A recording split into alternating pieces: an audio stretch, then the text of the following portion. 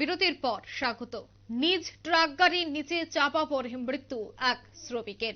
ঘটনা ঘটে কুমারঘাট উত্তর পাপিয়াছড়া পেট্রোল পাম্প সংলগ্ন আসাম আগরতলা জাতীয় সড়কে। জানা যায়, পানিসাগরের দিক থেকে কুমারঘাট যাওয়ার পথে পেট্রোল পাম্প সংলগ্ন নাকা পয়েন্টে কুমারঘাট পুলিশ বাবুদের মতো প্রত্যেক গাড়িতেই তল্লাশি চালানো হয়। ঠিক তেমনি TR01 and 1745 টিপার গাড়ির কেউ সিগন্যাল দেয় পুলিশ। যথারীতি ওই ট্রাক ড্রাইভার ট্রাক গাড়িটিকে স্টার্টিং অবস্থায় দাঁড় করিয়ে ডকুমেন্ট পত্র দেখাতে শুরু করে পুলিশকে। তৎক্ষণাৎ ট্রাক গাড়িটি স্টার্টিং থাকার কারণে স্ট্যান্ডিং এর ঝাঁকনা একেবারে সামনের দিকে ধীরে ধীরে রওনা হতে শুরু করে এবং ট্রাক চালক দেখতে দেখতেই সেই ট্রাক তার উপর চলে যায়। তাতেই মৃত্যু হয় সেই ট্রাক চালকের।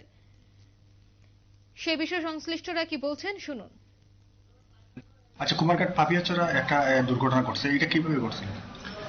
আজকে ভোরবেলা প্রায় 5:30টার দিকে আমাদের এখানে যে একটা 9 মাইল একটা নাকা পয়েন্ট আছে, ওখানে তো আমরা সবসময় গাড়িগুলো চেকিং করি। তো ওই সময় বিপ্লব দাস, বাবার নাম কালীপদ দাস, আশ্রমপল্লী বাড়ি, সে তার একটা গাড়ি, পাথরের গাড়ি, TR01 and 1745 এই গাড়িটা নিয়ে পেঁচাতলার দিক থেকে আসে। তখন সেখানে আমাদের স্টাফরা তাকে সিগন্যাল দেয়। তো বরাবরই আমরা গাড়ি আসলে সিগন্যাল দিয়ে কাগজপত্র চেক করি, সবকিছু গাড়িগুলি চেক করি। তো ওই সময় কি হয়েছিল, সে গাড়ি থেকে নামে কিন্তু গাড়ির হ্যান্ড ব্রেক দেয়নি, গাড়িটা ঠিকভাবে অফ করেনি এবং সে পট করে নেমে কাগজ দেখাতে যাচ্ছিল অফিসারের কাছে। তখন দেখা যায় যে গাড়িটা মুভ করছে সামনে দিকে। তখন আমার অফিসারও চিৎকার করে ওটা গাড়ি চলে যাচ্ছে। তখন সে দৌড় দিয়ে গাড়ির মধ্যে উঠার চেষ্টা করে, উঠে গাড়ি আটকানোর চেষ্টা করে, কিন্তু ততক্ষণে গাড়িটা চলতে শুরু করে এবং আমাদের যে নাকা ট্রলি আছে, দুইটা নাকা ট্রলির মধ্যে আঘাত করে এবং আমাদের যে থানার গাড়ি, প্রাইভেট গাড়িটা, ওর মধ্যে আঘাত করে। লাকিলি গাড়িটা আমার তখন ড্রাইভার ছিল, লাকিলি ওর কিছু হয়নি। তো তারপরে গাড়ি ড্রাইভার বিপ্লব দাস, সে ড্রাইভিং সিটে চলার চেষ্টা করছিল, কিন্তু গাড়িটা জ্যাকের পরে একটা জিনিসের মধ্যে বাড়ি গেছিল। তো ঝাঁকুনি হওয়ার ফলে সে সেখান থেকে পড়ে যায়, সিটে ওঠার চেষ্টা করার সময় পড়ে যায়।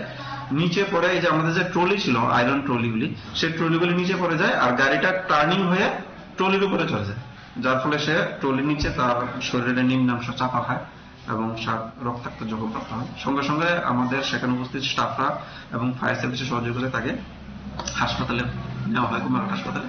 কিন্তু দুর্ভাগ্যজনকভাবে কিছুক্ষণ পরে ডাক্তার ওনাকে মৃত বলে ঘোষণা করে। তো এই ঘটনাটা কয়টার সময় ঘটে? এই তো সকাল 5:30, ভোর 5:30। সে যদি হ্যান্ডব্রেকটা ঠিকভাবে লাগাতো আজকে এই ঘটনাটা ঘটতো না। গাড়িটা যদি অফ করতো, গাড়িটা যদি ঠিকভাবে অফ করতো, হ্যান্ডব্রেক লাগাতো, তাহলে এই ঘটনাটা ঘটে না। এই জায়গাটা একটু স্লো, সেই জায়গাতে একটু বাড়তি সতর্কতা অবলম্বন করা দরকার ছিল।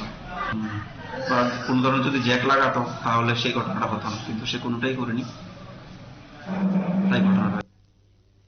আপনারা শুনলেন পুলিশ আধিকারিকের বক্তব্য। মূলত সঙ্গে সঙ্গে খবর দেওয়া হয় দমকল কর্মীকে। দমকল কর্মীরা তড়িঘড়ি ঘটনাস্থলে ছুটে এসে আহত শ্রমিককে, লরি চালককে উদ্ধার করে হাসপাতালে নিয়ে গেলে কর্তব্যরত চিকিৎসক তাকে মৃত বলে ঘোষণা করে। মর্মান্তিক এই ঘটনায় একেবারে শোকের ছায়া নেমে আসে পরিবার পরিজনদের মধ্যে।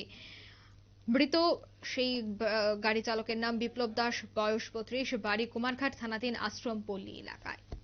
নিয়ে নিচ্ছে ছোট্ট একটি বিজ্ঞাপন বিরতি, সঙ্গে থাকুন।